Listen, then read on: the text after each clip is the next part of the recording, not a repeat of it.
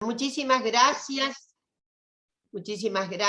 a CETERA por haber tenido la preciosa convocatoria de reunirme con esas queridas colegas a las que quiero tanto y admiro por su enorme contribución a democratizar la educación en nuestro país. Así que gracias a CETERA, gracias a cada una de las compañeros. Si estamos a 100 años del natalicio de Paulo Freire, y lamento no haber escuchado las posiciones, pero me imagino que habrá habido un recorrido sobre aquella extraordinaria propuesta freiriana que fue completamente incandescente en los años en que éramos jóvenes, y además que íbamos a transformar el mundo radicalmente, ¿no? Freire vino a ser esa compañía que estaba a la vuelta de la esquina y ahí la encontramos. A mí me gustaría decir también que poco se dice, fue una figura gigante, pero ustedes saben que hay una cierta omisión. María, su compañera. María fue decisiva en la articulación de los sentidos de Paulo. Y creo que en este momento hay un reconocimiento a la contribución de María a las ideas de Paulo, porque también María era una de esas figuras comprometidísimas con la educación y que efectivamente tenía toda una práctica educativa. Y muchas veces yo me exilié en Brasil, así que todos estos comentarios, en aquel momento ya había una cierta trascendencia de la importancia estratégica de María en la vida de Paulo Freire. Así que homenaje también a María.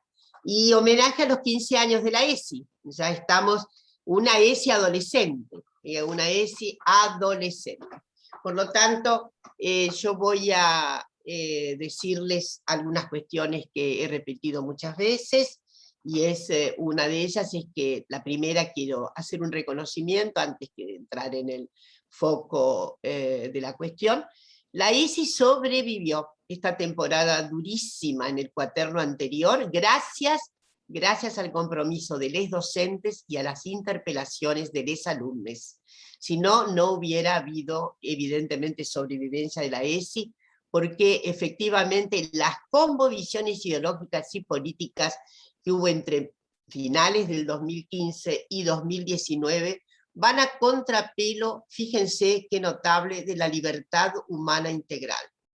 Van a contrapelo de la libertad humana integral. Entonces, como van a contrapelo, las configuraciones de derecha se han constituido hoy, efectivamente, con un significado que antes no tenían, pero que cada vez es más arrojado y más expreso. Quiero decirles algo. En el pasado las derechas tenían, obviamente, reunían mentalidades reaccionarias, conservadoras, etcétera, que tenían preconceptos, que había una amalgama de preconceptos sobre la sexualidad, sobre las sexualidades más libres, y sobre, obviamente, que hablar sobre lo que llamamos disidencias, diversidades y demás. Pero resulta que hoy eso se ha constituido en un programa. Antes era posición ideológica, era una posición intersubjetiva, digamos así. Pero hoy hay un programa contra el feminismo y contra todo lo que revela el reconocimiento de ciudadanía, el estatuto de derechos humanos fundamentales compartidos para las personas de identidad diversa. Y esto es lo que nos preocupa. De ahí que el significado de la ESI sea tan central, retomar a la ESI sea tan central en nuestra vida. Obviamente esa retomada de la ESI, lo voy a cruzar exactamente con la propuesta de esta mesa, que es la perspectiva de género y la ESI. Es evidente que si se analiza toda la ley tal como está hecha, no hay una expresiva, la ley no tiene una expresiva unción de significados, sobre todo bien de superficie respecto de lo relacional genérico, en su multiplicidad, ¿no? Pero su vertedero principal, su nervadura principal son las relaciones de géneros. No está expresa, pero digamos que la ESI implica elementalmente un conocimiento de sí, un conocimiento de la interacción afectiva, erótica, sexual, con otros, y efectivamente ahí está, hay de base unas composiciones fundamentales de cómo se estructuran primero las relaciones generizadas en nuestra sociedad, relaciones que sabemos perfectamente que hay que demolerlas, y ese es el compromiso de la ESI, demoler su significado binario tan elemental y tan regresivo. Entonces, quiero decirles que hay que recuperar esa vertebralidad prometida por la ESI. Hay ahí en la ESI toda una promesa de un andamiaje fundamental que tiene que ser revelado, desde luego, en todo y cualquier momento, en toda y cualquier situación, en toda y cualquier perspectiva en que se analicen tópicos en nuestro sistema educativo. Es cierto que en la manera que pudo sobrevivir, ha sobrevivido a veces de manera, ¿cómo decirlo?, de una posición de gueto, una posición de márgenes, ¿no? Entonces ahora hay que recuperar el sentido de la ESI en su transversalidad completa, tal como dice la ley. Y hay que hacerla vibrar, hay que hacerla interpretar, hay que hacerla inteligible, justamente trayendo a plena consideración con les alumnes relaciones de género, y relaciones de géneros, y voy a decirlo con la S. Evidentemente hay una preocupación que ha sido histórica dentro del feminismo respecto, y ha tenido una y debo admitir, ha habido una larga perspectiva epistémica binaria que se ha sacudido hace mucho tiempo y que ahora ha ingresado con toda, nos ha sacudido enormemente. Entonces, eso es seguramente todo un desafío para la recapacitación de la membresía docente. Es decir, ahí yo creo que se juega fuertemente, algo que también quiero decir, cómo vamos a reconstruir la malla curricular de la formación docente en orden a una incorporación transversal de la ESI, ¿no? En algunos institutos, por ejemplo, anteayer tuve la suerte de estar con un instituto del conurbano que está haciendo una modificación, inclusive curricular, muy interesante, que está ensayando esa modificación en sus diversos formatos justamente de creación de postulaciones docentes, ¿no? Entonces hay que repensar, y ahí viene mi cuestión, cómo la ESI, además de unas notas relacionales con la ESI, por ejemplo, en biología, por ejemplo, en historia, por ejemplo, en general, en ciencias sociales o en cualquier cuadro situacional, informativo, formativo del sistema, estoy pensando sobre todo en este momento en el nivel primario y en nivel medio, cómo hay la posibilidad de recomponer esto de manera más compleja y al mismo tiempo de transmitirla de la manera más, la complejidad transmitida de manera que sea inteligible y sensible. La complejidad sensible e inteligible. Yo le apuesto mucho a un estado de sensibilidad nueva, desde luego en primer lugar a nuestros compañeros docentes, en el sentido de que efectivamente, para que haya un vibrato particular de transversalidad en todos los tópicos, tiene que haber un nuevo estilo de sensibilidad, tiene que haber un nuevo proyecto de sensibilidad. A mí siempre se me ocurre, y lo digo como gente de la vida, lo digo en mi experiencia vital, y lo digo en mi experiencia académica, y en mi experiencia como investigadora. Si no tenemos sensibilidad frente al objeto que vamos, no es posible, si no hay un estado emotivo también. Ustedes saben que la emoción se cruza absolutamente con la intelección. Entonces ahí tiene que haber un propósito nuevo, una cierta conmoción. Para que haya, estoy pensando desde luego en la gran modificación de la malla curricular, pero mientras esto no ocurre, ¿cómo van haciéndose transversales estas cuestiones dentro de cada materia? Y pongo dos, hace poco escribí sobre esto en relación a cómo debe hacerse, qué esperamos de una conversión, de una transformación de la malla curricular, y voy a poner dos ejemplos, la biología y la historia. Si la biología no conversa entrañablemente con los postulados de la ESI, ¿está claro? Si la ESI no interviene en la postulación de la biología, en un entramado en el que la ESI no es contingente, ¿se entiende? En los contenidos de la ESI no son contingentes a la biología, porque la biología hay que hacerla, hay que recuperarlo en su sentido de dimensión fundamental relacionada con la condición humana. Una de las propuestas más importantes que tenemos para la transformación de la biología es cómo dialoga con la cultura, cómo lo biológico dialoga con la cultura.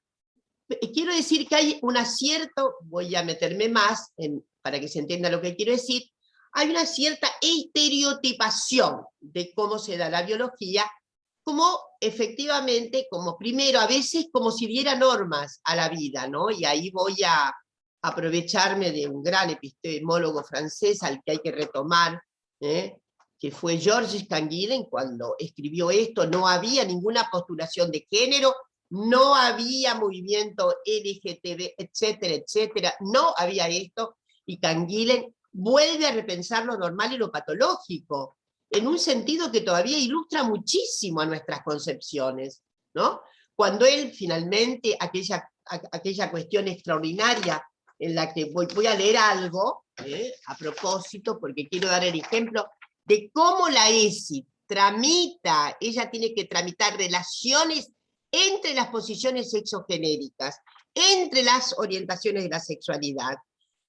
Canguilhem dice, el estado patológico no puede ser denominado anormal de un modo absoluto, sino anormal dentro de una relación con una situación determinada. Porque recíprocamente ser sano y ser normal no son equivalentes. Porque lo patológico es una especie de normalidad, ¿se entiende? Miren, 1943. Una agudeza impresionante. Era epistemólogo de las ciencias naturales, era filósofo, claro. Entonces hay ahí, fíjense lo que quiero decir con esto, que hay que desentrañar de la biología una ficcionalidad que Moscovici podría decir es la historia humana de la naturaleza, ¿no? Le ponemos a la biología normas que son nuestras. Normalizamos la biología. Entonces, si por un lado hay un presupuesto biologizante respecto de la binariedad y todo lo demás, por el otro lado hay ese presupuesto, hay que sacudirlo desde el punto de vista es que la biología se conforma normativamente por presupuestos que están fuera de ella. ¿Está claro? Esto es una de las cuestiones que parece tan difícil, pero me parece que son las que deben ser entrañadas para rediseñar una enseñanza de la biología a otra. Una enseñanza de la biología despojada de la idea normativa también. O sea, tenemos que despojar a nuestras concepciones sociales, antropológicas, etc. Ahora, querida, estamos en los 15. ¡Ay! ¿Ven? 15 minutos. Y todavía 15 minutos. Está. Entonces, 3 minutos más. He puesto esto porque sé que es una de las consideraciones más difíciles de hacer. De la historia no me quiero ocupar porque eso es muy fácil ver cómo la historia ha excluido a las mujeres, ha excluido a las diversidades, etc. Pero el problema, me parece, sigue estando pendiente en una ESI que debe atravesar constitutivamente una nueva malla de tratado curricular de estas materias, por ejemplo, en donde efectivamente se hace posible una instalación de la verdadera libertad humana, que significa el respeto más completo de esa autonomía, y el único dique que tiene es que nadie someta a nadie. Este es el único dique que tiene ese presupuesto normativo que podemos dar. Bueno, muchas gracias. Muchísimas gracias, Dora. Compañeros y compañeras, ahí nos están preguntando en el chat si se puede escribir en YouTube. Sí. Contarles que en este Zoom la compañera polaca va a tomar nota de las preguntas y observaciones que hagan para cualquiera de las disertantes, y en el YouTube está la compañera Emilce Busto, está tomando nota. Entonces, cuando terminemos la primera ronda, vamos a leer esas consideraciones para que las compañeras disertantes toman 5 minutos más y responden globalmente a sus inquietudes. Así que sí, pueden escribir en el YouTube. Compañeros, pasamos a la segunda disertante que nos orgullece recibir, que ya la hemos escuchado en otras oportunidades, la CETERA la han convocado, la compañera Ana Garcedo Cabañas. Es una investigadora y activista feminista española, especializada en violencia contra las mujeres en América Latina y economía feminista. Reside en Costa Rica. Es autora, junto con Montserrat Zagot, de la primera investigación sobre femicidio en Costa Rica. Preside CEFEMINA, un centro feminista de información y acción. Coordena la Red Feminista de Centroamérica de Violencia contra las Mujeres, y Observatorio Centroamericano para la Erradicación del Femicidio. Y entre las apreciaciones que nos ha adelantado, que la hemos escuchado, la violencia contra la mujer como un problema social de elevada magnitud y pautado en la desigualdad de género. La violencia contra las mujeres como un problema de poder, específicamente como el desbalance de poder entre géneros. Y una cosa muy alentadora, las mujeres que viven violencia son capaces, son fuertes, sanas y éticas. Compañera Ana, tenés la palabra. Muchas gracias, Susana, por esta introducción que me abruma un poquito.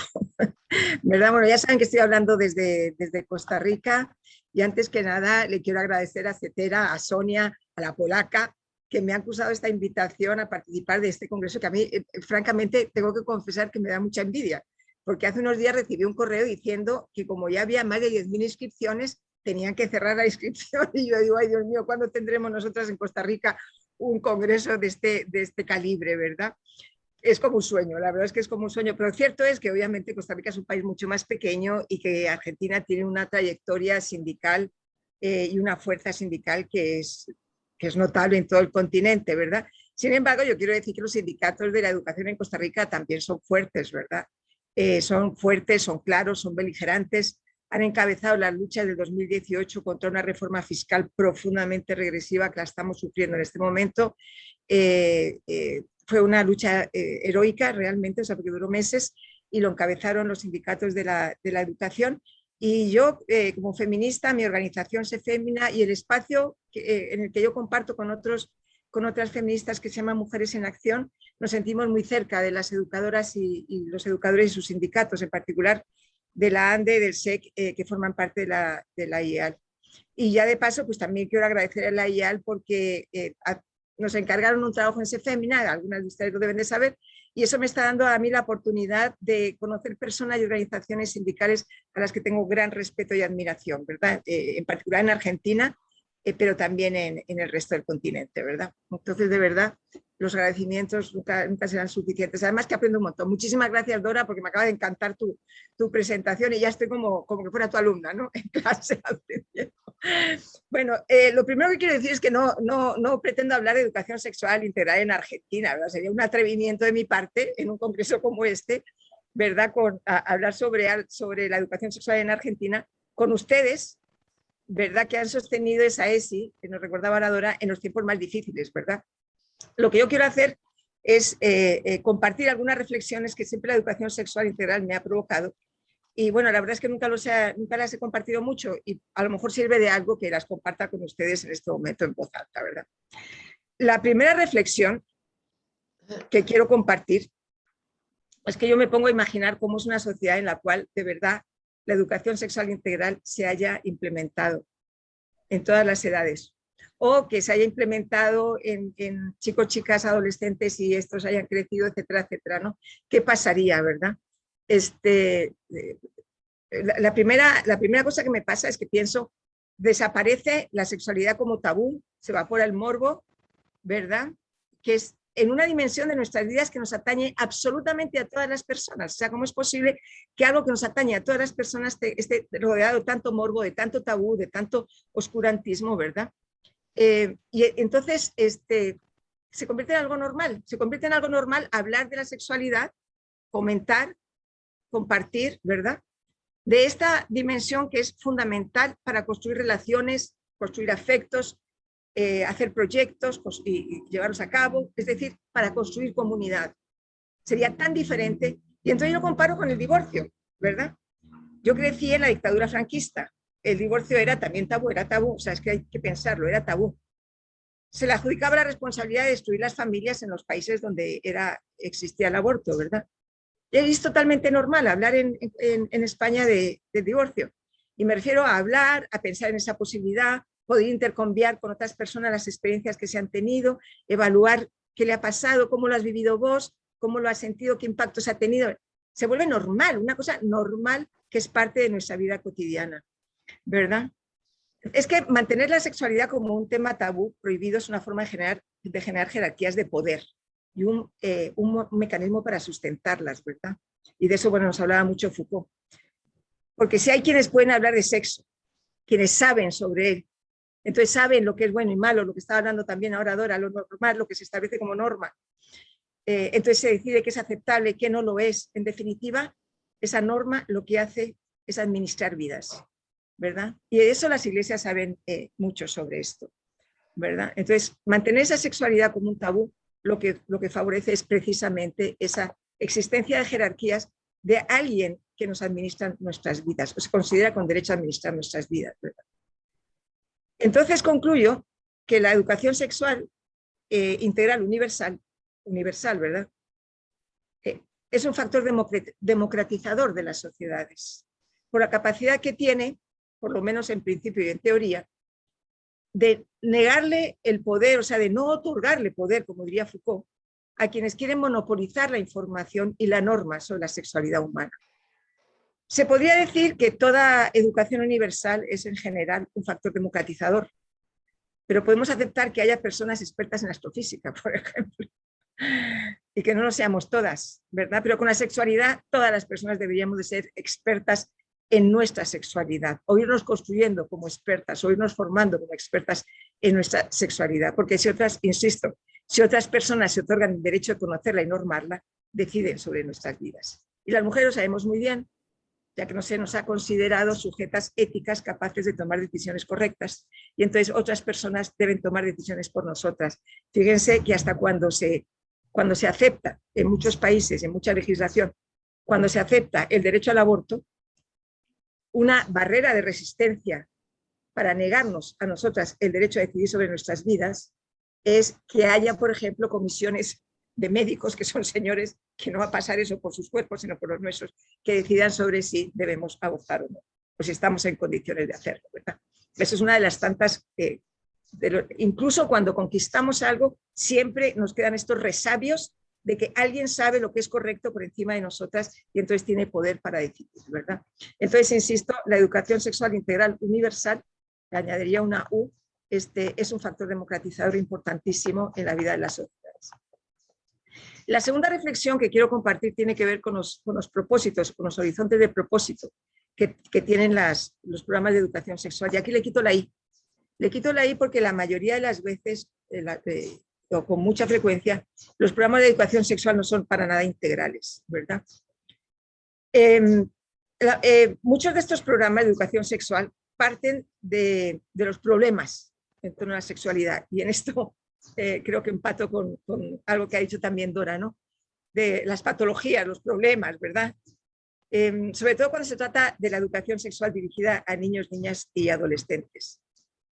Creo que el primer problema que puso en la palestra, que era necesario hablar de sexualidad, si mal no recuerdo, o por lo menos en algunos países en los que yo he conocido más, el primero en tiempo creo que ha sido el problema de embarazo adolescente de las mujeres, porque el embarazo adolescente de los chicos parece que no, que nunca ocurrió, ¿verdad? Parece que se asume que solo ellas deben de enfrentar a nueva situación, ¿verdad? Y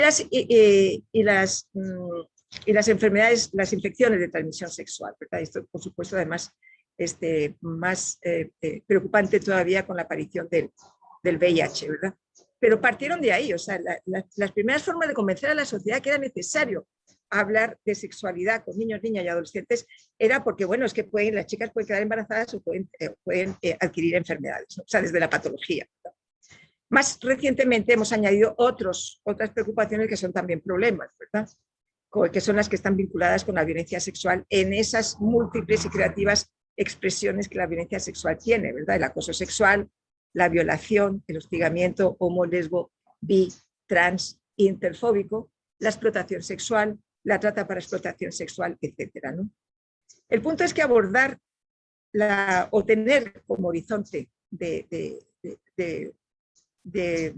preocupación o de interés los problemas que están vinculados con la sexualidad, o tenerlos por lo menos como los únicos, convierte a niñas, niños y adolescentes. Aquí es que me estoy refiriendo fundamentalmente a los programas de educación sexual de niñas, niños y adolescentes, ¿verdad?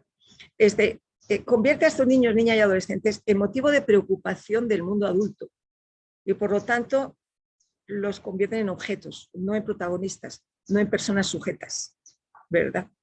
Y yo pienso que la educación sexual integral debe tener como horizonte la construcción de personas, el ayudar, el acompañar a descubrirse como seres humanos, capaces de vivir en sociedades alcanzando el mayor nivel individual y colectivo de bienestar y felicidad posible. Y claro que entonces para esto se requiere de información científica, de formación en respeto a los derechos propios y ajenos, pero se requiere también involucrar la subjetividad de las identidades y el placer. Algo que yo creo que ustedes lo tienen claro por lo que ya he escuchado, ¿verdad? Es indispensable. El placer queda por fuera de la ecuación de la educación sexual, no va a ser integral. Y el resultado es que o se forman personas que hipotecan su bienestar entregando el poder sobre sus vidas a los supuestos conocedores que establecen las normas, o se continúa alimentando el mundo de los mitos y los tabúes y la búsqueda por algún lugar que normalmente no es como muy apropiado de respuestas a las preguntas que se hacen chicos, chicas y adolescentes, ¿verdad? La tercera reflexión, y con esta quiero cerrar, que además deriva de las anteriores, ¿verdad? Es que no es de extrañar la centralidad que tiene la sexualidad para las corrientes políticas más conservadoras. Y no me refiero tanto a las tradicionales, ¿verdad?, sino a las que son de formación más reciente. Me refiero a esas alianzas cada vez más comunes en nuestro continente entre sectores políticos de derecha, neoliberales a ultranza, con las iglesias, por ejemplo, las evangélicas más fundamentalistas, no todas, ya sabemos que no, pero las más fundamentalistas. Este matrimonio sabemos que proviene de Estados Unidos y es una fórmula que cada vez más se trata de imponer abiertamente en nuestros países. Pasaron la etapa en que estaban haciendo, como quien dice, entrismo, ¿verdad? Están ya abiertamente, en Centroamérica es clarísimo, en Brasil, en Bolivia, en Costa Rica les quiero decir que en el año 2018 casi tuvimos un presidente evangélico fundamentalista, que atacó, por supuesto, todo lo que tiene que ver con derechos sexuales, derechos reproductivos, negacionista de los derechos humanos, obviamente, ¿verdad? La sexualidad, pero yo me he preguntado por qué es tan central, ¿verdad? Y es que la sexualidad como tabú es como un terreno que está normado, en el que una jerarquía establece lo que es correcto y lo que no es un instrumento muy poderoso para movilizar a la población. Porque es una población que cada vez menos tenemos derechos, nos están restando derechos en el terreno formal del reconocimiento de derechos, pero también en la práctica. Es decir, cada vez tenemos menos poder político, menos poder de decisión política, menos acceso a los recursos económicos, Pero si somos una población que nos están quitando estos derechos que son fundamentales, la educación, la salud, etcétera, pero nos están dando el poder de cuestionar a otras personas, de juzgar, cuestionar, condenar a otras personas, sentirnos en posesión de la verdad, esto es muy poderoso. Esto es terriblemente poderoso, sobre todo para quienes menos poder tenemos. Y no nos extrañe que sean las mujeres las que más juzgan a otras mujeres en el terreno de la sexualidad, ¿verdad? En Costa Rica en este momento están recortando 480 millones de dólares en educación. 480 millones de dólares en educación. Un país que ha presumido siempre, se ha enorgullecido de no necesitar ejército porque tiene educadores, de no gastar dinero en el ejército porque lo gasta en educación y salud. Ahora está recortando 480 millones de dólares que obviamente están afectando directamente a las personas que menos tienen, a las familias que menos tienen, porque están restringiendo becas, transporte escolar, conectividad y entrega de computadoras. ¿Y quiénes son quienes más necesitan esto? Precisamente las personas que menos recursos tienen, las familias que menos recursos tienen. Y son ellas entre las cuales se está alimentando más esta lógica de no importa que yo pierda esto, porque yo estoy en posesión de la verdad. Mi candidato me está diciendo que yo tengo derecho a juzgar a mi vecina que tiene hijos por fuera del matrimonio o que su hija quedó embarazada, etcétera, etcétera, porque estamos regresando a estas lógicas. Ana, no, para cortarte tenés 15, tenés 2 o 3 minutos más para cerrar tu idea. Ya estoy cerrando, ¿verdad? Lo que quiero decir es que estas disputas narrativas no son fácilmente generalizables a la población con temas económicos o políticos, por eso se bajan al terreno de la cotidianidad y de poder hacer de cada persona un aliado que se olvida de lo que realmente está pasando con su vida para pensar en la vida ajena y sentirse con poder, ¿verdad? Y quiero terminar simplemente diciendo que estos sectores de derecha utilizan un arsenal importante de recursos. Primero tratan de influenciar políticamente para pasar leyes o denegar leyes, y eso, bueno, hay una serie en Argentina muy buena que ya me he visto y que lo deja muy claro, pero también impulsan a las familias a que se nieguen a que sus hijos reciban ESI, la objeción de conciencia de quienes deben formarse como formadoras y formadores, la desinformación, ¿verdad? La sustitución de la ciencia por unas creencias que son terriblemente peligrosas. Y cuando la pelea la pierden, tratan al menos de que quede una educación sexual impersonalizada, deserotizada, en la que el placer no existe, reducida a la biología, pero esa biología que Dora nos estaba cuestionando, de abejitas y flores. Entonces, bueno, yo solamente quiero terminar diciendo que no siempre, o sea, que estamos en una etapa de intento de retroceso, sobre todo en la región en la que yo estoy, en Costa Rica, en Centroamérica, pero que igual que las cosas vienen en contra, también pueden ir a favor, y que toca resistir estos embates oscurantistas. Y los esfuerzos que ustedes hacen por defender y sostener la ESI, insisto, construye, bueno, que podamos hacer todo el mundo, construye democracia, construye ciudadanía más consciente, más libre, y espero que también que más gozosa y más feliz. Muchas gracias.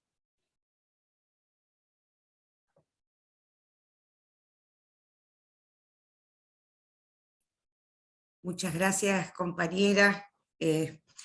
Queríamos decirle, bueno, que la CETERA, en el marco de la Internacional de la Educación para América Latina, y a exponer la compañera Gabriela Sancho, coordinadora regional de la Internacional de la Educación para América Latina. Si puede se va a sumar más tarde, y si no la tendremos con todo honor en otra oportunidad, pero queremos aclarar que la CETERA participa, nuestro presidente en la Internacional de la Educación es el compañero Hugo Yasky, y nuestra secretaria general, la compañera Sonia Alieso, es miembro de la Internacional de la Educación de Bruselas.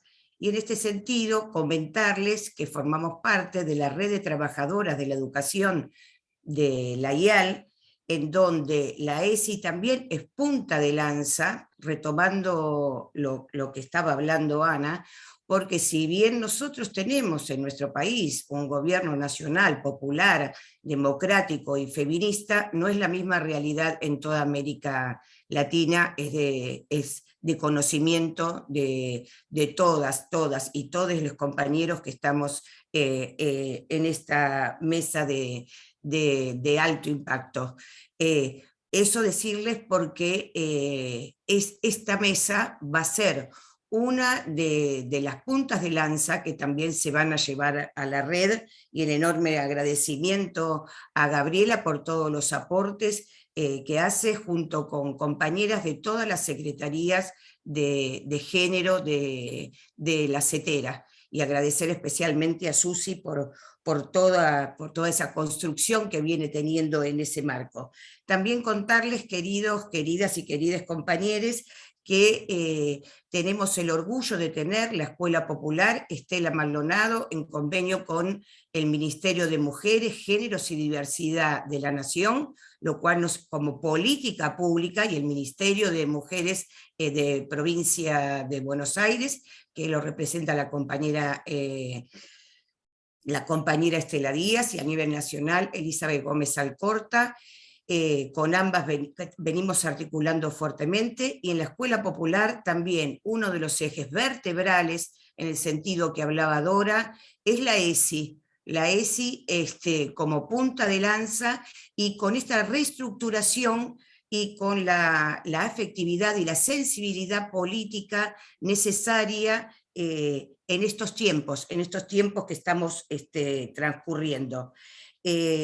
Agradecer, nada más que el agradecimiento como parte de las condiciones laborales que también tenemos los trabajadores y trabajadoras, y que merece no solo para nuestras panelistas, sino para nuestros compañeros, compañeras y compañeros, y que sabemos que la formación, la capacitación pedagógica, política, y feminista que nos estamos dando, va a dar frutos, esas semillas de las que se habla en una educación emancipadora, en lo que decía Dora de la libertad, la importancia de la libertad, esa responsabilidad política tenemos. No quería dejar de mencionar a Gabriela, y bueno, tenemos esta panelista que también nos produce amorosidad. Creo que la palabra sensibilidad es una palabra clave, y creo que Graciela ha hecho y está haciendo unos aportes de una envergadura también impresionante, como las compañeras que antecedieron. Me toca presentar a la compañera Graciela Morgade, docente, investigadora y militante de la ESI. Militante de la ESI, y me emociona porque la militancia es la columna vertebral de nuestras organizaciones sindicales, ¿no? Es decana de Filo-UBA, subsecretaria de Participación y Democratización Educativa del Ministerio de Educación de la Nación, por una educación, por una escuela popular.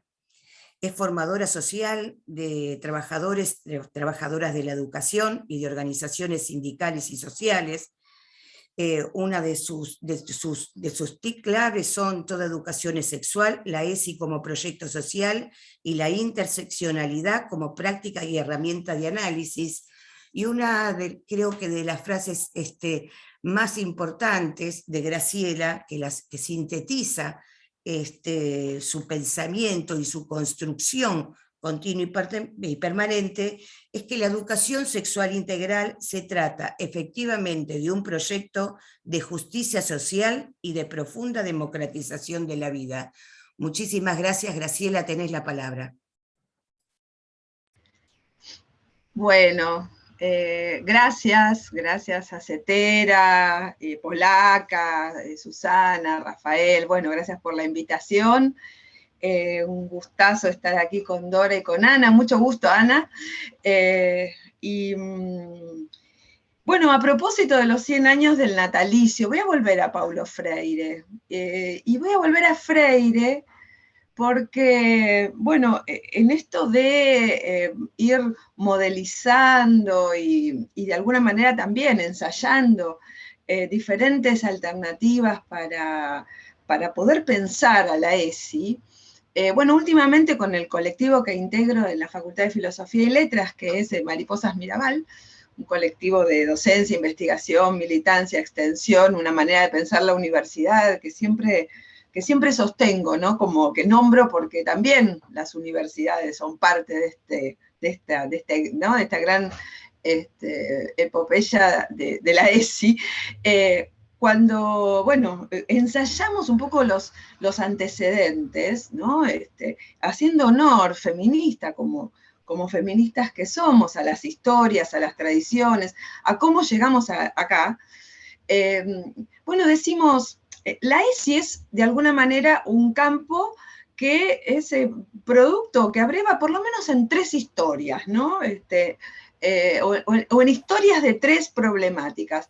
Por un lado, la historia de los movimientos feministas, los movimientos posteriormente LGTBIQ+, o de la disidencia sexual, en sus diferentes facetas, en sus diferentes discusiones, porque sabemos que esos movimientos han tenido lo que se usa como la metáfora de la ola, que yo creo que Ana está hablando del reflujo de la ola, ¿no?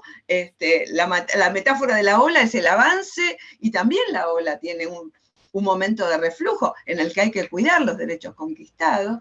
Pero digo, los feminismos siempre desde su propia, ¿no? Desde el inicio, por lo menos desde lo que la historiografía consensuó que fueran los inicios del feminismo, siempre tuvieron preocupaciones sobre la educación, ¿no? La fueron formulando de diferentes maneras y lo fueron formulando también según el momento histórico y teórico del propio movimiento, ¿no? Entonces, las demandas para la educación o sobre la educación de los primeros feminismos eran tal vez el acceso de las mujeres a la escuela o el acceso a los diferentes niveles educativos, y posteriormente, ya en la segunda ola, con la categoría género, con toda esta interpelación de los movimientos de la disidencia sexual, empieza a haber otras preguntas a la educación, ¿no? Se le empieza a preguntar un poquito más por lo cualitativo, que es qué estamos transmitiendo, qué estamos proponiendo en los ámbitos educativos, ¿no?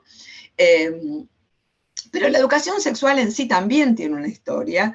Y como decía Ana, la educación sexual en la Argentina, además de que empieza en el siglo XX también muy tempranamente, está absolutamente ligado con el higienismo y está ligado con una mirada que de alguna manera está atravesada por la moralización, ¿no? O sea, la sexualidad como tabú y la educación sexual como un mecanismo, una herramienta para prevenir infecciones, prevenir embarazos, y eso forma parte de la historia de la ESI. Porque también son, los contenidos contra los cuales la ESI tiene que contraponerse, o en todo caso, que tiene que incorporar en una nueva plataforma, ¿no? Entonces, la historia, la educación sexual también tiene una historia. Inclusive en la Argentina hubo alguna liberalización, básicamente en los 70, en los 60 y los 70, cuando entra un discurso más psicológico, más psi, diríamos, en donde, también se empieza a intentar desdramatizar y en todo caso salirse del adultocentrismo que muchas veces orienta nuestras prácticas, que es pensar en perversiones infantiles cuando en realidad se trata de una curiosidad infantil, ¿no? Pero digo, la educación sexual también tiene una historia. Y las pedagogías, y en particular las pedagogías críticas, son, desde mi punto de vista, una tercera rama en donde abrevamos desde la ESI. Y las pedagogías críticas tienen en Paulo Freire un pensador, un militante, ¿no? Y un pedagogo fundamental, hasta tal punto que lo que hoy conocemos como pedagogías feministas reconocen la inspiración, la orientación en las pedagogías freireanas, ¿no? Sobre todo la pedagogía de la esperanza de Paulo Freire.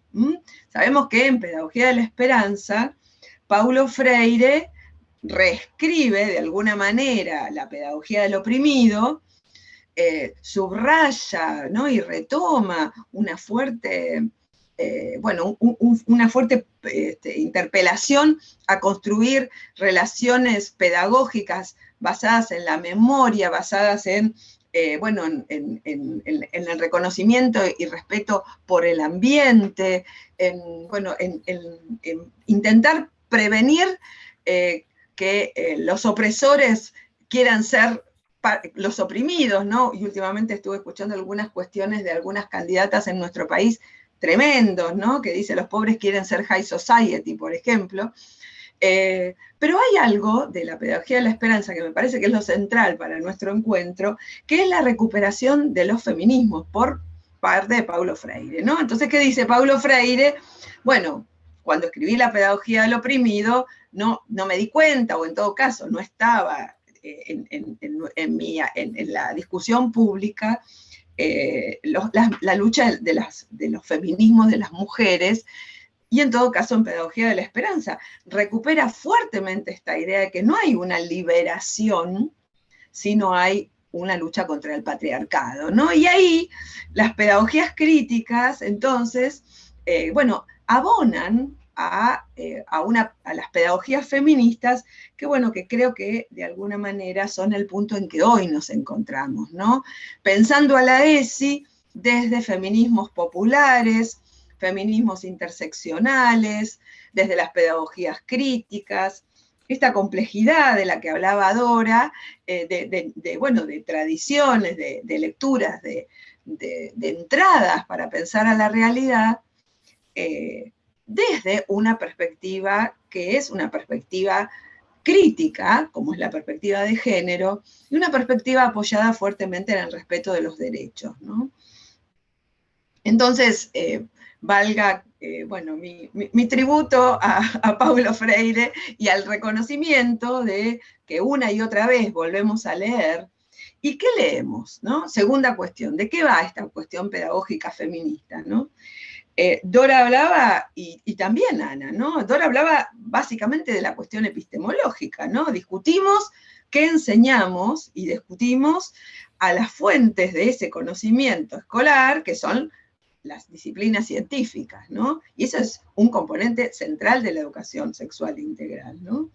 Discutimos las relaciones de poder, como dice Ana, y ahí, creo, entra esta perspectiva, que es que no solamente estamos, bueno, protagonizando una interpelación a las ciencias, también estamos procurando que la palabra circule, estamos procurando que las voces silenciadas puedan tener lugar en el currículum, o sea, en el currículum real, en lo que hacemos en las escuelas, que esas voces diversas, que esas voces deseantes, que esas voces que aportan experiencias, que son, bueno, y que en algún sentido las propias luchas feministas y de la disidencia sexual mostraron como formas de violencia, ¿no? O sea, experiencias que han padecido la violencia, experiencias que en algunos casos, sabemos, hasta llegan a abandonar las escuelas, ¿no? Porque, no, digamos, hay un silenciamiento, pero a veces hay una exclusión abierta de los ámbitos escolares. Bueno, es un proyecto, y por eso decimos que es un proyecto de justicia profundo, ¿no? Un proyecto muy radicalizado de justicia, de democratización. Estoy totalmente de acuerdo con lo que dice Ana, pero en este carácter, porque la voz circula, y acordémonos lo que decía Freire, el educande y el educador, o el educador, que es a la vez quien educa es educade, en esa dialéctica en que nos vamos corriendo del lugar del saber. Bueno, desde la perspectiva de géneros, es una manera de alojar esa diversidad de la experiencia humana y sobre todo reivindicar las formas diversas de la experiencia humana como válidas en un contexto de derechos, ¿no? Y la última cuestión que quería subrayar, que es tal vez desde mi punto de vista más interesante, la más compleja, la que en todo caso me parece que tenemos que seguir pensando, y ahí también vuelvo a Freire, ¿no? Porque Freire era católico, o en todo caso pertenecía a la tradición del catolicismo, obviamente vinculado con la teología de la liberación, pero quiero decir, no estaba atado a las formas institucionales que también configuran a nuestra América Latina, que, bueno, que a veces hasta, yo diría, sin conocer demasiado, pero que se alejan un poquito de la letra del dogma y que pasan a ser estructuras de poder también, ¿no? Yo creo que el gran desafío que tenemos ahora mismo, y en perspectiva para adelante, las educadoras, los educadores, les educadores, es poder construir una convicción de que es posible compatibilizar el derecho que tienen los niños, las niñas a una educación sexual integral, tal como está definida en nuestro país, que está apoyada no solo en la ley de ESI, está apoyada en todo el plexo normativo vinculado con las identidades sexogenéricas, incluyo la ley de identidad de género, obviamente, y la ley de interrupción voluntaria del embarazo, la ley Micaela, y la ley anterior, que fue la ley de protección integral contra la violencia. Digo, tenemos un sistema normativo, tenemos un Estado que ha adoptado para sí ese plexo de los derechos humanos. Entonces, tenemos que poder, como docentes, trabajar individual, institucional y colectivamente, y esta es una tarea que también creo que la CETERA ha asumido y sigue asumiendo, muy difícil, compatibilizar ese derecho con el derecho de las familias, que también está consagrado en la Constitución, a profesar libremente su culto, ¿no? Porque, bueno, también es constitucional que las familias tengan sus religiones. Entonces, ¿cuál es el lugar donde nos ponemos como docentes? Que también tenemos derecho a profesar libremente nuestro culto. Entonces, ¿cuál es mi propuesta? Que reitero, es para discutir, para seguir pensando. ¿Qué es la escuela? Pensemos a la escuela como un lugar, y lo digo como pedagoga, lo digo en un sentido utópico, ¿no? Esas utopías que son nuestro horizonte, pero también en un sentido material. ¿Qué otro lugar tienen todo el pueblo, pero en particular los sectores populares? ¿Qué otro lugar tienen para construir las condiciones de posibilidad de una convivencia de paz, de una convivencia no violenta, del conocimiento y reconocimiento del otro, la otra, leotre, que no sea la escuela? Yo no creo que haya otra institución social que tenga en la realidad, que sabemos que está matizada, ¿no? Pero como horizonte utópico, lo universal, el universalismo. Eso es la escuela. Y por supuesto la escuela pública, pero también es la escuela privada, porque las escuelas son parte del Estado, son Estado, aunque sean de gestión privada. Y en ese punto entiendo que nuestra ética docente tiene que volver una y otra vez a ubicarnos en el lugar de ser garantes de los derechos. Y estos son los derechos que tienen nuestros niños, nuestras niñas y les niñas, les jóvenes y les adultos que están en espacios de educación y educación popular, a veces educación de jóvenes y adultos, y desde el nivel inicial hasta la universidad. Y me parece, entonces, también como para plantear la discusión, que tenemos que intentar, procurar esta compatibilización de los derechos, porque los derechos tienen ese gran desafío, que es, bueno, compatibilizarse, y a veces hay tensiones, ¿no? Y a veces hay tensiones, claro que sí, pero tenemos como docentes el enorme desafío de hacerlo, primero, para no pensar que las religiones son una amenaza para la ESI, gran desafío, ¿no? No pensar que las religiones son una amenaza para la ESI, y pensar al mismo tiempo que algunas religiones vienen por la ESI. También es así, también es verdad. Las dos cosas son ciertas, pero poder distinguir, como decía Ana, algunas iglesias evangélicas tienen algunas tradiciones y otras tienen otras, y me da la impresión, por eso digo, que si pensamos a las escuelas, la escuela como el lugar de lo universal, y las religiones y las comunidades y las tradiciones como el lugar de alguna manera de lo particular, y la posibilidad, ¿no?, de pensar que somos garantes de derechos, nos vamos a ubicar en lo que es la ESI, que es fundamentalmente un proyecto ético, ¿no? Porque la ESI, la ley, dice, bueno, ¿qué es lo integral de la educación sexual? Y con esto termino.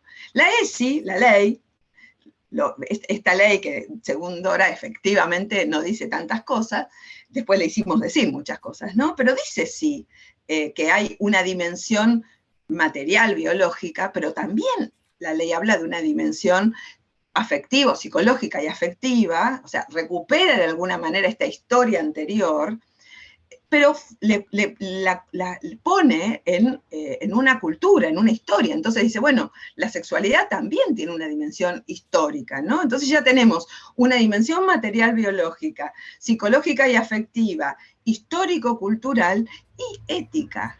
Eso dice nuestra ley. Y por eso esta ley, que es una ley, reitero, que bueno, ha tenido críticas, tiene críticas, muchas veces nos preguntan, ¿habría que cambiar la ley de ESI? Y bueno, tal vez sí, tal vez habría que ponerle todo esto que pasó después. Pero es una ley muy buena, es una ley que nos sirvió. Y termino. La ley de educación sexual integral tiene en su definición la dimensión ética. ¿Y cuál es la ética? La ética es que cada uno, cada una, cada une, frente a sí misma y frente a otros y otras, pueda ser un sujeto de derechos y un sujeto de deseo. Y ahí entra el disfrute y el placer y las ganas de vivir y las ganas de construir, de la que creo que estuvieron hablando también las compañeras que me antecedieron. Bueno, gracias, dejo acá. Gracias, Graciela, enorme. Estamos entrando en la última parte de nuestra mesa y contarles, por ejemplo, a los compañeros que tanto en el chat del Zoom como en el chat de YouTube está el link para que acrediten su asistencia, que era una preocupación que tenían. Otra preocupación es que empezó la transmisión de YouTube con algunos problemas, algunos se les cortaba, empezó tarde. La CETERA publica al término del Congreso en su página todas las mesas, como pasó con el Congreso de Ambiente, después que las que estuvimos en una mesa y no podíamos escuchar las otras, trabajando acá nos fuimos con tiempo y las escuchamos, así que les pedimos disculpas, pero están todos. Y si se perdieron algo, como ahora nuestras compañeras disertantes van a tener una segunda ronda de unos minutitos para que puedan cerrar, las van a volver a escuchar. Los compañeros que están en YouTube, por ejemplo, nos dicen que ha sido bueno el aporte sobre la construcción de las representaciones sociales de los sectores de la derecha. Le mandan saludos, obviamente, a Graciela Morgade y hacen esta cuestión, ¿no? ¿Cuánto tenemos que aprender? Las compañeras y compañeros que están en el aula seguimos con la misma preocupación que por ahí Graciela nos tiró una punta, que no siempre la comunidad educativa en su conjunto está de acuerdo con la ESI. Entonces, en esta contradicción de la familia con la ley, ¿cuánto nos cuesta a nosotros? Bueno, tenés que enseñarlo porque es una ley y no nos va a alcanzar con eso. Bueno, de esto también están hablando en el YouTube. Una preocupación y otra compañera que contesta, mirá, lo tienen que hacer igual por más que no quieran. Y por último, en YouTube aparece, bueno, que agradecen porque además este panel lo ven como un posicionamiento en defensa del derecho de la ESI para las infancias, las adolescencias y los adultos. Si tiene la Pola algo más para contarnos de lo que apareció en Zoom, después de la Pola ya le damos a las compañeras una vuelta más, empezando por Dora, y después compartimos que las compañeras hagan su última intervención, unos minutitos más y ya estamos sobre el cierre de la mesa. Sí, gracias, Susi. Hay una pregunta que pregunta cómo pensar la ESI desde las matemáticas, la física y la química. Una de las ideas que se me ocurren, pone la compañera, una de las ideas que se me ocurren es el modo de dar a conocer los difíciles y restringidos accesos y reconocimiento de las diversidades en esas disciplinas y de qué otras formas más. hay un agradecimiento continuo y permanente, y también se toma en cuenta, se señala de esta mesa la importancia de que se ve la tríada de vinculación entre salud, educación y derechos humanos, y la importancia del posicionamiento político, pedagógico y militante, y el de profundizar no solo el tema de la formación docente en servicio, sino también los proyectos educativos institucionales en el marco del afianzamiento del tejido social. Y por último, reforzar, digamos, como dar una vuelta a la importancia del desarrollo del concepto de libertad humana integral. Y suena mucho, afortunadamente, la palabra militancia. Así que muchas gracias. Bueno, vamos a agradecer antes de que comiencen las compañeras a Emilce Busto, que está en el Zoom, en el YouTube, mandándonos las inquietudes de los compañeros y compañeras que leímos, así que hacemos circular la palabra Dora, Ana y Graciela en ese orden. Bueno, muchísimas gracias. Qué feliz convergencia, ¿no? La de Ana y Graciela. Acuerdos completos, como si nos hubiéramos puesto de acuerdo antes. Bueno, yo voy a contestar rápidamente a esa colega tan interesante que dice cómo hacer esto en química, matemáticas y demás, y ella misma responde de modo bien ilocutivo, probablemente haciendo clara la inexistencia de la diversidad, haciendo clara la propia historia de esas ciencias de excomunica, aunque la química fue una de las primeras disciplinas que absorbió mujeres, aunque les parezca mentira, la química en su historia tiene una amigabilidad bastante interesante con la posición femenina, es decir, había más mujeres estudiando química en 1920 que muchachas estudiando derecho, porque derecho es inexcusablemente la vertebralidad jurídica del Estado patriarcal. Entonces, esto era...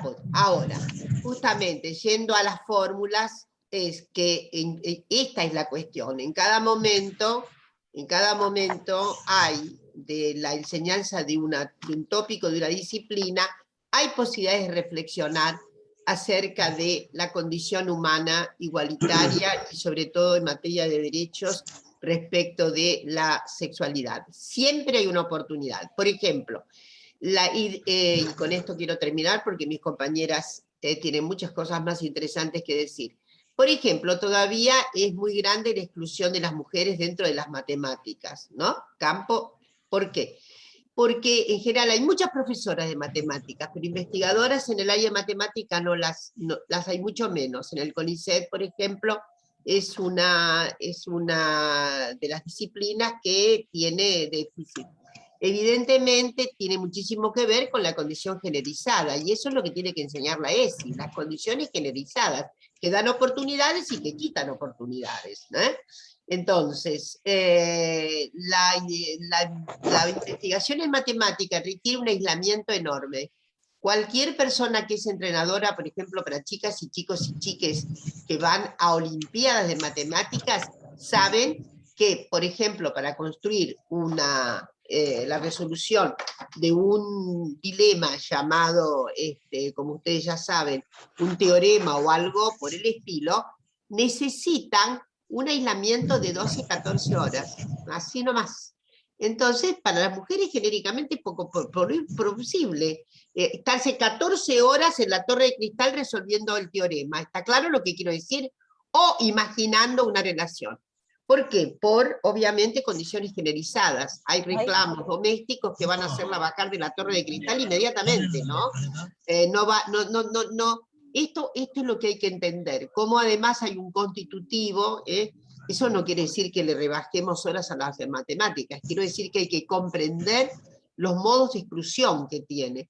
En fin, entonces, todo momento es oportuno para hablar de la verdadera libertad integral humana, que no es esa libertad que proclama la libertad de mercado, la libertad del individualismo individualista.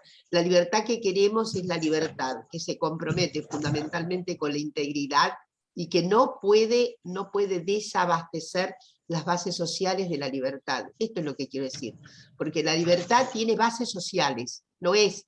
Entonces, somos más libres cuanto más cooperativos podemos ser, cooperatives, ¿está claro? Entonces, esta es la ética también a la que alude Graciela. La ESI es una ética del compromiso humano fundamental con la libertad y con la capacidad de resocializarnos en mancomunidad, no en individualismos torpes y obviamente aciagos, porque así le va a la humanidad. Bueno, eso es lo que quería decir. Gracias, gracias Dora. Sigue la compañera Ana. Bueno, una cosa muy breve sobre ciencias de la naturaleza. Mi formación básica es física. Estudié ciencias físicas en sí, yo le salí con toda años esa 60. A Carmen. A Carmen. Yo les digo... Entonces me mire y le digo... Perdón, hay un micrófono abierto, la estamos interrumpiendo. A un micrófono de cetera y cuando abierto. Sí, y los primeros meses nos miraban los compañeros, éramos como 4 o 5 mujeres en un aula de 200 personas. Los primeros meses los compañeros nos miraban por encima del hombro, muy paternalistas. Cuando pasaron los primeros exámenes y sacamos las mejores notas, dijeron, física tiene nombre de mujer fea. Así que está clarísimo. Está clarísimo. O sea, eso también es parte de la física. O sea, todos estos prejuicios construidos. Y yo tengo que decir que hay estudios que muestran que las mujeres somos más capaces en matemáticas hasta cierta edad, cuando ya introyectamos que las matemáticas son muy difíciles y que no son para las mujeres. Entonces hay que trabajar, pienso yo, mucho con niñas y niños de corta edad para jugar con la matemática. Bueno, yo siempre he sido partidaria de jugar con la matemática, descubrir que es un juego que vos podés incorporar en tu vida, y que las mujeres nos afiancemos como excelentes matemáticas, ¿verdad? Yo soy matemática, físico-matemática, mi hija es estadística, excelente estadística, por eso, porque hemos jugado siempre. Y solo quiero añadir una cosa con relación a este conflicto que podría aparecer de derechos entre los derechos de la infancia y la sociedad en general, y los derechos de las familias. Yo siempre creo que los derechos yo creo que no se contraponen, hay que contextualizarlos, pero bueno, eso es otro capítulo para discutir. Pero sí que a mí me ha pasado, o sea, a nosotras, a Sefemina nos ha pasado, que hemos hecho alianzas con las madres, ¿verdad? Porque al final de los finales, las personas adultas tienen más dudas y menos respuestas incluso que chicos, chicas y adolescentes, ¿verdad? O sea, porque son gente que se ha formado en ese secretismo, perdón, en ese oscurantismo, que ni siquiera se atreven a preguntar, ni siquiera se atreven a decir. Entonces, tienen también que ganar, sobre todo las mujeres tienen mucho que ganar, las madres tienen mucho que ganar, ¿verdad? Las tías, las abuelas, tienen mucho que ganar cuando se acercan a una visión de la sexualidad que no es opresiva, que no es amenazante, ¿verdad? Pero tiene que ser no amenazante, obviamente, ¿verdad? Entonces nosotras, en un proyecto que tuvimos muy lindo, con chicas adolescentes, hicimos mucho trabajo con padres y madres de familia, ¿verdad? Y muchas mujeres se sumaron a la complicidad con las hijas, ¿verdad? Incluso había algunas que acompañaban a las hijas diciendo que iban de compras y en realidad venían a los talleres nuestros las dos, ¿verdad? Entonces yo creo que hay que romper, ¿verdad? Hay que romper la lógica esta de que por un lado están los sectores más reaccionarios, más conservadores, con la gente más mayor, que son los padres de familia, y por otro lado los chicos y las chicas. Yo creo que se puede hacer cosas para que vayan como descubriendo todo el mundo que hay ganancia en eso, ¿verdad? Y que hay ganancia en términos de construcción personal, no ganancia utilitaria, ¿verdad? Porque esa es otra tentación de la educación sexual. No ganancia utilitaria, vamos a evitar que nuestras hijas queden embarazadas, vamos a evitar. No, es que vos podés ser una persona que se conoce mejor, que se comprende mejor y que por lo tanto puede tener relaciones más libres con el resto de la gente. Muchísimas gracias por todo, porque me ha encantado. Y aquí me callo. Gracias, Ana. La escuchamos a Graciela. Sí, retomo, bueno, siguen las coincidencias, estaba todo preparado. Estoy totalmente de acuerdo, Ana, con lo que decís, inclusive justamente uno de los discursos que fue constitutivo en la escuela argentina, que fue el de la sospecha de los sectores populares, no solamente, hizo, ¿no?, por una idea de homogeneidad, una idea de, hay que civilizar, hay una cantidad de discursos constitutivos del sistema y que fueron quedando. Muchos fueron discutidos por la educación, por las políticas y el sector, sobre todo el sector trabajador, trabajadoras docentes, ¿no?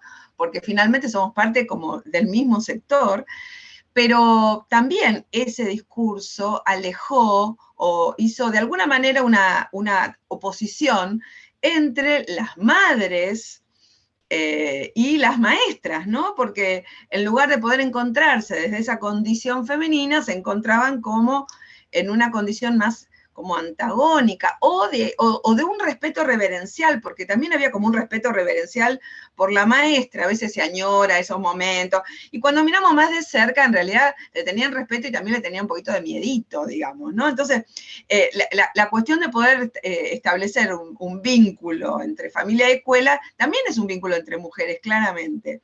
Y yo le agregaría, complementariamente a lo que traes, que estoy totalmente de acuerdo, la mirada sobre la propia condición femenina docente, porque ahí también la educación sexual integral devuelve el espejo, ¿no? Nos encontramos muchas veces con las compañeras de CETERA conversando estas cuestiones. Tarde o temprano, y más temprano que tarde, es un espejo donde vos también te mirás, ¿no? Entonces, poder mirar y poder soportar que a veces la vida que tenemos no nos gusta, nos incomoda, y ver cómo hacemos para que esa vida que no nos gusta y nos incomode, ¿no?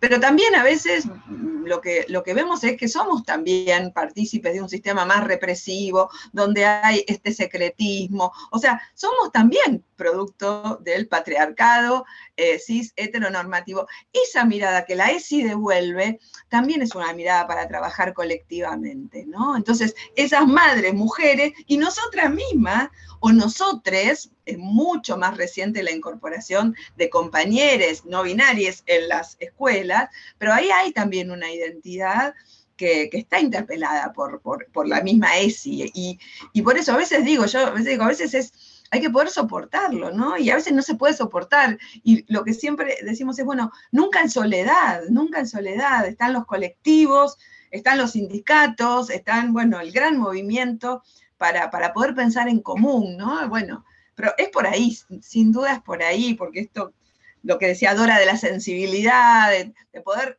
un poco capturar en cada territorio qué está pasando y no pasar a estigmatizar, como vos decías, la gente grande no, las jóvenes sí. En las jóvenes también hay unos discursos que están emergiendo como más biologicistas, empieza a haber discusiones volviendo a oponer el feminismo y los movimientos de la disidencia sexual, o sea, no idealicemos a nadie, ¿no?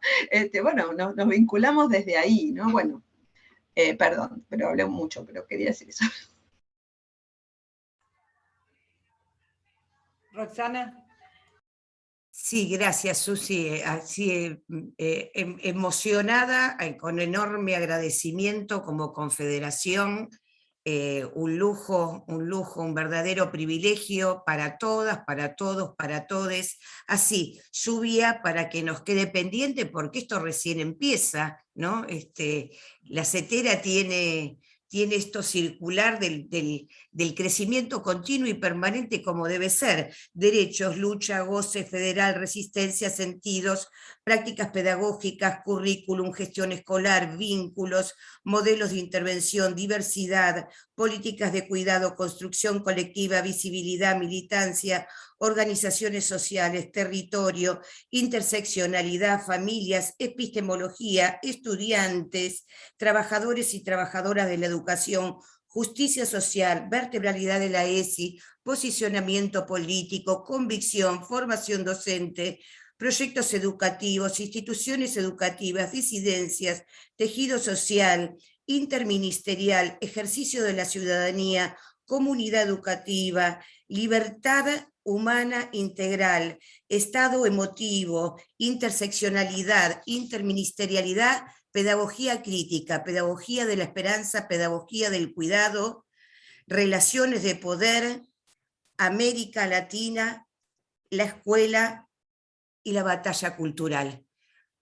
Muchísimas gracias. Excelente mesa y enorme aprendizaje para todos, todas y todes.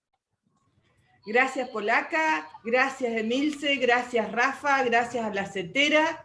Vamos a ir terminando ya, y por eso les decía al principio que nos esperen, que nos aguanten. Digo, lo que las compañeras nos han dejado es con más ganas de decir. Digo, así como la Pola decía, esos conceptos que quedaron ahí, lo que expresaron Graciela, del papel del Estado de garantizar derechos, de cómo tenemos, a veces nosotros decimos, podemos entrar a la escuela privada, y sí, vamos a tener que estar ahí, las alianzas necesarias que nos contaba Ana, y esto del papel de las ciencias, las mujeres que nos contaba Dora, en el YouTube siguieron hablando los compañeros, así que nos interesa mucho, digo, es un tema muy latente. Vamos a cerrar esta enorme mesa diciendo, compañeros, reiterando, que pueden verla en la página de la CETERA, los que no alcanzaron, porque algunos problemitas en el YouTube. También tienen acá los chats, ambos chats para acreditar su asistencia, así que estamos ahí, vamos a estar todas acreditadas y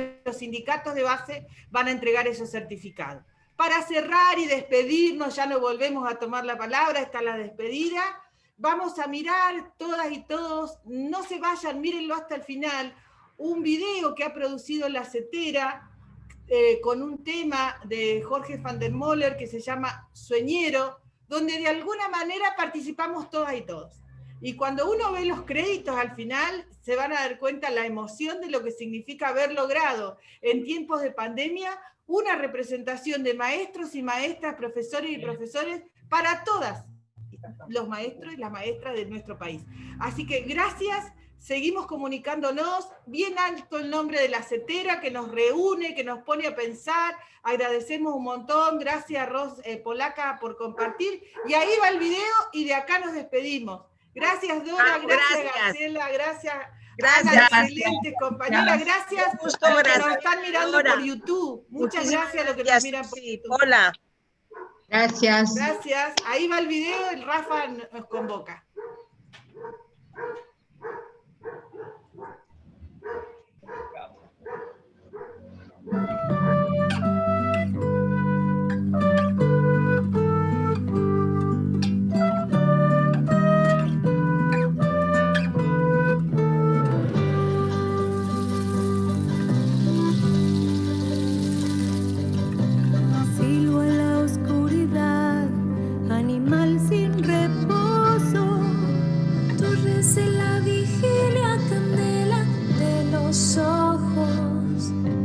No sé qué puede ser si una curva del tiempo, un hueco en el corazón atento, trigo sobre el brocal para que coma el hambre, y abajo el peligroso agujero de la sangre.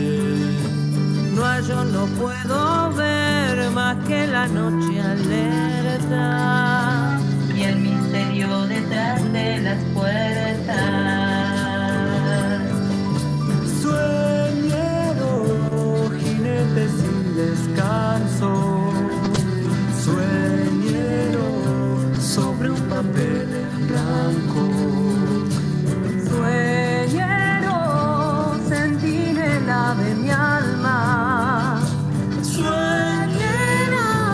Duérmete y dame calma.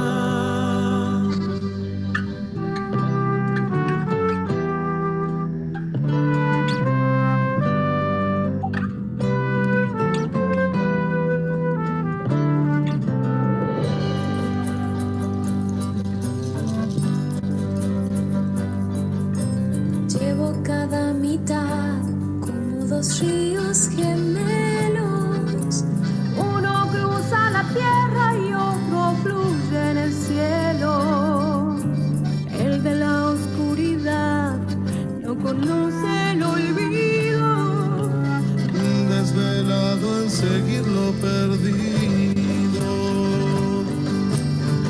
este toro azul, fatigado y sediento, de correr tras la nada como la luz y el viento. Ardo sin preguntar, igual que lo hace el fuego. Tal vez hallé cantando el sosiego. Sueñero, enigma de un penitente. Sueñero andando entre los durmientes. Sueñero, espina de las estrellas. sueñero, olvídate de ella. Sueñero, jinete sin descanso. Sueñero, sobre un papel en blanco. Sueñero, centinela de mi alma. Sueñero, duérmete ya de calma.